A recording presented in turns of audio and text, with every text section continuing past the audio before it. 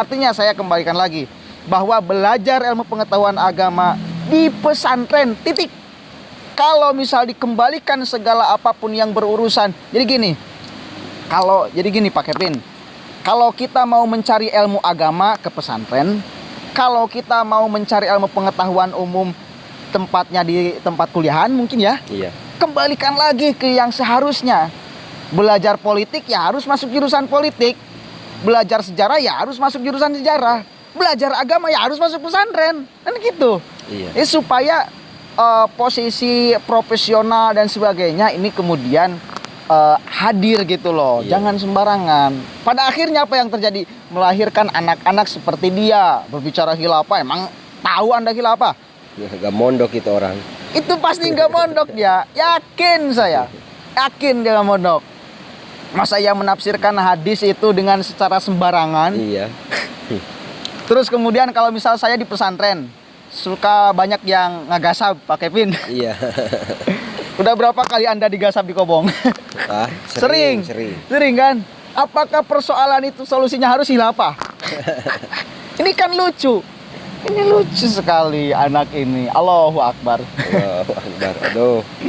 Jadi itu intinya bahwa kalau misal benar khilafah itu harus ditegakkan di Indonesia, otomatis orang yang pertama kali harusnya bersuara adalah seluruh pesantren yang ada di Indonesia. Iya. Karena itu adalah basis keagamaan. Khilafah itu salah satu aturan yang katakanlah itu yang ada di dalam khazanah ilmu pengetahuan Islam pun ada. Dan salah satu yang mengunggulkan khazanah ilmu pengetahuan agama Islam yaitu di pesantren. Maka kalau benar ya di Indonesia harus tegakkan khilafah, harusnya yang pertama kali menyuarakan tegaknya khilafah adalah pondok-pondok pesantren yang ada di Indonesia. Jika bukan pimpinan pondok pesantren, santri-santri yang berbicara khilafah di Indonesia, itu berarti khilafahan. Khilafahan. Bukan khilafah tapi khilafahan. Kepentingan yang dibungkus dengan khilafah, dan ini tidak akan ideal, tidak akan otentik sebagaimana yang diajarkan oleh Nabi, sebagaimana yang diajarkan oleh sahabat, sebagaimana yang diajarkan oleh tabi'in. Itu mungkin ya. Iya. Jadi kalau misal Anda mendengar orang ngoceh tentang khilafah dan sumbernya bukan dari santri, bukan dari pimpinan pesantren, itu bullshit. Bullshit. Apalagi Anda mendengarkannya di media sosial. Dia tidak ngaji. Yang suka teriak khilafah, absen satu-satu, Felix Yao. Rekamnya jelas. Dia mu'alaf kok. Baru masuk Islam, teriak khilafah. Harusnya yang baru mu'alaf itu belajar dulu, bukan mengajar. Iya, benar. Bener gak? Benar. Mu'alaf itu belajar dulu, bukan mengajar. Sok mengajari khilafah. Terus kemudian Yahya Waloni. Kemudian banyak sekali lah. Bahtiar Nasir. Siapa lagi yang suka teriak-teriak khilafah? Orang-orang baru belajar agama, kenapa kemudian mau mengajari agama? Baru masuk Islam, baru belajar ilmu agama, baru masuk Islam seharusnya belajar, bukan mengajar. Keliru Anda pada akhirnya ketika baru belajar sudah mengajar. Yang sudah belajar lama juga enggak berani menjadi pengajar. Kenapa Anda baru masuk Islam, baru belajar pengen jadi pengajar? Ini menjadi kemudian ambyar. Kalau menurut saya itu Didi Kempot. Kalau menurut Didi Kempot itu ambyar. Segala persoalan tanyakan kepada ahlinya. Jika persoalan tidak ditanyakan kepada ahlinya, rusak jawabannya. Persoalan agama kembalikan, tanyakan kepada kiai, ulama yang benar. Ya benar Pak Kevin. Bener. Yang benar. Jangan ulamaan, jangan kikiaian, jangan ustad-ustadan, jangan aajenganan. Kiai yang betul. Ciri kiai yang betul adalah dia ditaruh kehormatannya oleh masyarakat, bukan membranding dirinya sebagai seorang kiai. Banyak sekarang mah Pak Kevin yang membranding dirinya kiai, dicetak ustad itu di media sosial. Banyak Pak Kevin, ini menjadi keprihatinan kita juga Pak Kevin. Jadi saya membagi 3 nih, takut kemarin kurang jelas. Membagi 3 kelompok ajengan, kelompok ustad, kelompok kiai. Yang pertama, ajengan yang dicetak, ditaruh kehormatannya oleh masyarakat di pundaknya, diteliti benar-benar kehidupannya, dia pernah mondok, diteliti oleh masyarakat nih, pulang dari pondok pesantren, diteliti kehidupannya, jika otaknya luas dengan ilmu pengetahuan agama, perilakunya soleh, maka diberikanlah gelar ustadz, maka diberikanlah gelar ajengan, gelar kiai oleh masyarakat. Itu yang pertama, dan itu kiai yang betul, yang rekam jejaknya benar-benar dilihat oleh masyarakat dari awal mondok sampai pulang, sampai dia digelari oleh masyarakat. Itu yang pertama. Yang kedua, ustadz yang dilahirkan dari situasi politik, otomatis dia untuk kepentingan bicara agamanya, dan ini tidak boleh kita ikuti. Jangan terlalu lah, karena kepentingannya sudah pasti bukan agama, tapi kepentingannya politik. Kan banyak sekarang momen politik, wah luar biasa berbicara tentang politik, edan-edan tentang bicara politik. Itu yang kedua. Yang ketiga, ustadz ajengan yang dicetak oleh media sosial, bukan ditaruh kehormatannya oleh masyarakat, tetapi dicetak.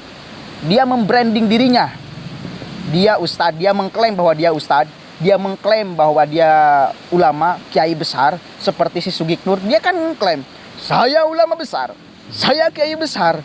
Sejak kapan kiai dan ulama kemudian tidak ditaruh oleh masyarakat, dia mengklaim dirinya? Bukan, itu adalah sertifikat kehormatan yang diberikan oleh masyarakat, ijazah kehormatan, tidak seperti kuliah.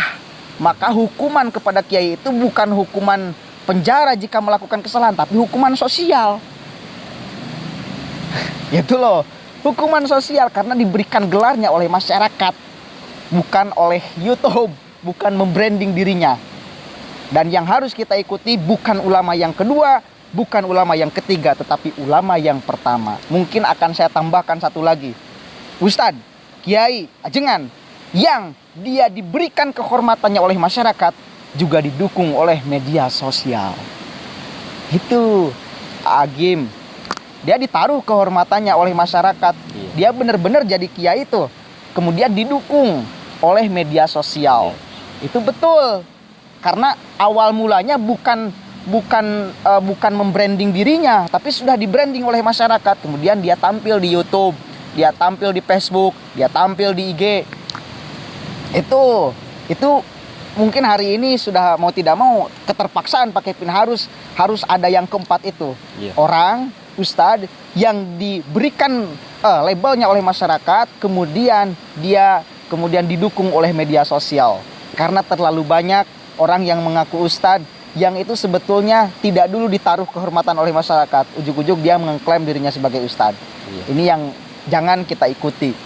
Cirinya dia ngomongnya ngawur, seperti menafsirkan innama yakhsyallaha min ibadihil ulama, bahwa ulama pun bisa dari golongan hewan. Ini ciri orang yang tidak pernah ngaji.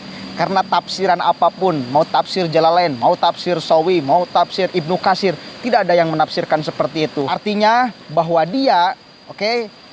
bahwa dia menafsirkan dengan kepalanya sendiri. Sementara menafsirkan Al-Quran dengan kepala sendiri adalah apa? Man fassarol Qur'ana biro'ihi falyatabawa maq'adahu minan nar. Barang siapa orang yang menafsirkan Al-Quran dengan kepalanya sendiri, falyatabawa maq'adahu minan nar, maka tempatnya adalah di neraka. Hati-hati dan harus kita waspada. Oke? Waspadalah. Oke, mungkin itu saja yang bisa kita sampaikan. Mohon maaf saya sambil merokok karena rokok ini tidak haram. Iya. Haram gak pakai pin? Enggak haram. Gaya hidup itu rokok. Gaya hidup. Enggak lah, karena kita juga sudah cukup tua ya. Kalau mati gaya gimana gitu? Kalau mati gaya gimana? Kalau saya kan di depan kamera. Dan satu lagi, saya kan suka gini nih. Ini memang ini gaya saya, bukan kemudian apa gitu loh. Ciri khas itu. Ciri khas. Iya. Ini kan nih, karena ini kan seolah-olah pakai tangan kiri nih. Kenapa seolah-olah pakai tangan kiri? Karena saya pakai kamera depan. Padahal ini pakai tangan kanan. Maka ketika saya nunjuk ini kan suka komentar, kamu itu kalau tunjuk harusnya pakai tangan kanan yang sopan, jangan pakai tangan kiri. Ini kiri, ini kanan. Kalau terlihat dari kamera ini seperti kanan, ini kiri karena saya pakai kamera depan. Biar terlihat mimik muka, gaya bicara biar terlihat saja gitu loh. Saya tidak pede kalau berbicara tidak terlihat. muka saya. Oke, mungkin itu saja yang bisa kita sampaikan. Kurang lebihnya mohon maaf. Ada lagi tambahan Pak Kevin? Jangan Pesan. membicarakan tentang khalifah di media sosial kalau Anda tidak pernah mengaji di pondok pesantren. Oh, Karena bicara tentang khalifah itu maknanya lebih jauh daripada ucapan para ulama. Kalau Anda bilang khalifah harus ditegakkan di negara kita, itu kamu tidak mondok. pun. Sakitu. Oke. Oke. Terima kasih ya. Sekian. Sekian. Allahul muwaffiq ila aqwamit thoriq. Ila aqwamit thoriq. Wallahu a'lam bishawab. Assalamualaikum warahmatullahi